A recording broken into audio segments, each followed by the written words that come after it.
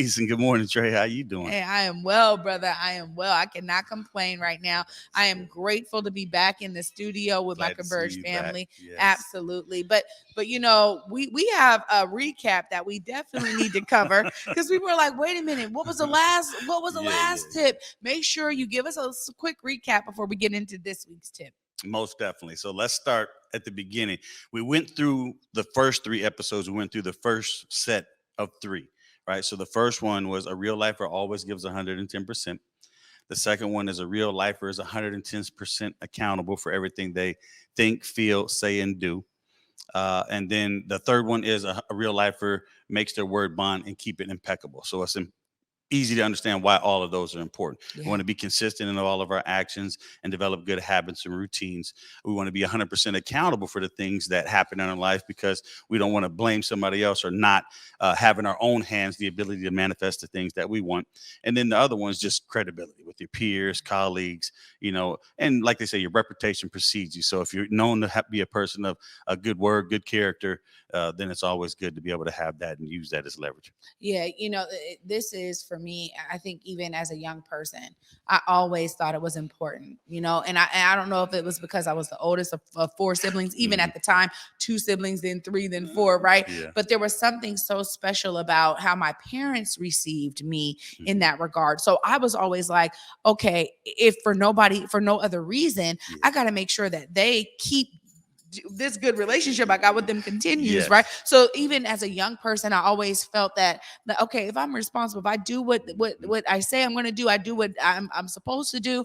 It puts me in this certain lane. So I love how all 3 of those really fit together. It brings us really to real lifer tip number 4. Share with us what we got going on. So real lifer tip number 4 is a real lifer pursues personal growth and development daily. Right. So number 1, so we got 4 and then 4.1. So number 1 is be coachable.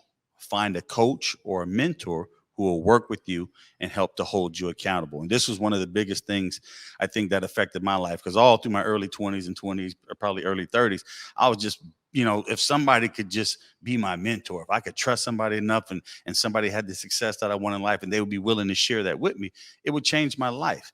And eventually in my late 40s, I found somebody who could step in and fill that role. And from that point, I've seen my life change dramatically. So that's 4.1. 4.2 is read, listen, and watch personal development material daily, a minimum of 60 minutes a day. So this is important. And let me go back a little. My personal growth journey started at Seattle Central Community College when it was still a community college with Minnie Collins. I took a coordinated studies program. So one of the artists from the Liberty Bank building was a instructor, their professor, and she presented to the class something, Maslow's hierarchy of needs. And it talked about self-actualization and moving up the ladder. And that was kind of the first thing that kind of piqued my curiosity about personal development. Now, the second thing was about 23, 24 years old, I joined the Amway business. Right. So with Amway, they have the Amway company where you have the products and all the things that come from that. But I worked also with a group called Worldwide Dream Builders who taught you how to be a better distributor through personal development. And that's kind of where these 12 principles, well, not the principles, but the concept of it comes from, is they had 8 core habits that you had to do to be a solid distributor. And then if you wanted to be hardcore, they added about 3 or 4. So from there, we used to listen to tapes at the time. It was tapes, cassette tapes, read books, do different things, attend different functions, have mentors, things like that helped us to be a better distributor. So this is where some of this development comes from with the real life or the coaching and the things that I do now. Now, back to real life 4.2 is read, listen, and watch personal development material every day, minimum 60 minutes a day. So that's that part. Real life 4.3 is evaluate every experience and see where or how you can be more efficient in your actions to be able to reduce the amount of effort and increase the result. Right. So this is important because as you learn, if we go back up to the top, I think it's 2.3. It talks about evaluating negative experiences, and those negative experiences, from that, you go back to where there's that why in the road and you determine, okay, what could I have done differently to get a better result? But here you take a positive result. Okay, this was good, but how can I improve on it? It's almost like in Black Panther. I love that line where Shuri said, "Yeah, just if it's not broke, don't fix it." But no, it's always be improved, right? Yeah. Yeah. So if we find something, we need to streamline the process, streamline the system, whatever it is, to be able to make it more efficient the next time, to have less effort and bigger results. Curtis, I mean, these are, first off, let me just go back to you talking about coordinated studies programs, because I did coordinated studies program at Seattle Central as well. Yeah. And for I'm those sure of I you, was there before you, though. yeah, no, I'm sure. Well, I'm not going. Yeah, probably. But I will say this: for those of you who don't know, coordinated studies program is basically it reminded me of elementary school, because what you're in a cohort that studies all subjects together. So from like 9 a.m. to 2 p.m., Exactly. you're in a classroom with the same individuals learning different subject matters based in a collegiate environment. It was something it was life-changing for me to be in the coordinated studies program. And I remember being like, I'm not sure, but let me go ahead and see if this is for me. And was phenomenal, a game changer. And I really wish that more colleges would understand that there's something specific about learning in a cohort model. It goes back to that village mentality for me, because as we're all learning these different subjects, we're able to build relationships, bond, have a greater, I think, connection to every subject matter, because now we know the classmates in every subject. Doesn't anyway, so I could go on and on about that. But I love that you were saying that from your studies at Seattle Central, you also were able to take some of these things. But what you're talking about here is so key.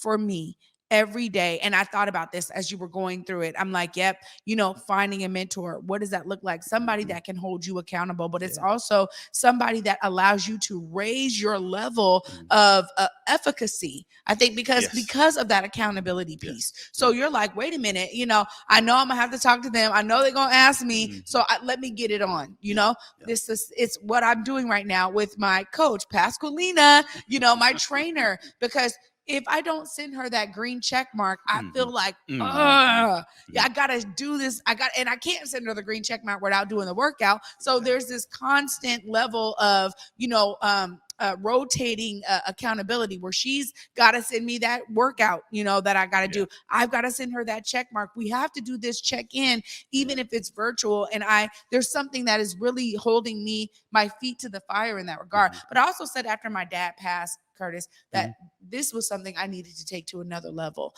in terms of my health and wellness. So I love that part in this Realifer tip number 4. But all of these tips really come together.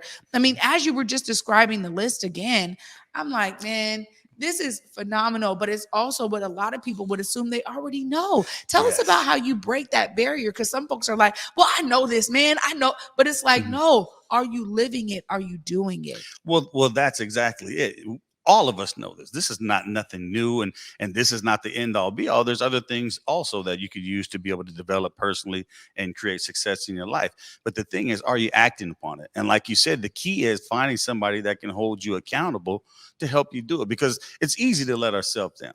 Me, I've been trying to lose weight and shed some pounds, but man, them cookies look good. That cupcake look good. Donut look good, and for some reason over my older years, I've developed a sweet tooth. So it's a lot harder. And then obviously, as I get older, it's a lot harder to shed the pounds. But like I said, if I have somebody, like you said, if I have somebody that I have to check in and that I'm accountable to, I'll be a lot more likely to do that, because I don't want to let them down. It's easy to let ourselves down, or to just, brush it off and say, tomorrow.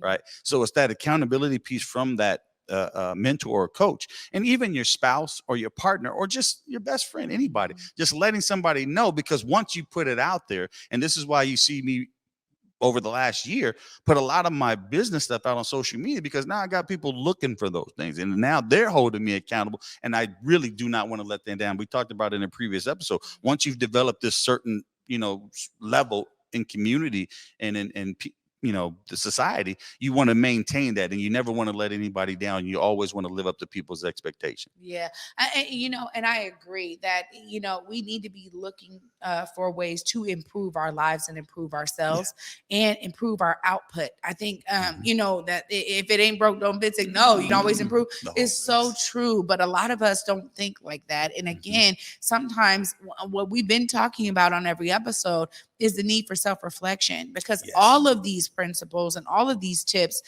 in terms of the real lifer tips, they all really make you have to look at yourself with a real clear lens, no more fogginess. So Curtis, I just appreciate you so much for bringing these real lifer tips to the day with Trae. Of course, got to give you that time. Look right there. Let folks know how they can connect with you. Well, first, I want to say thank you and allow me this platform and opportunity to be able to share this.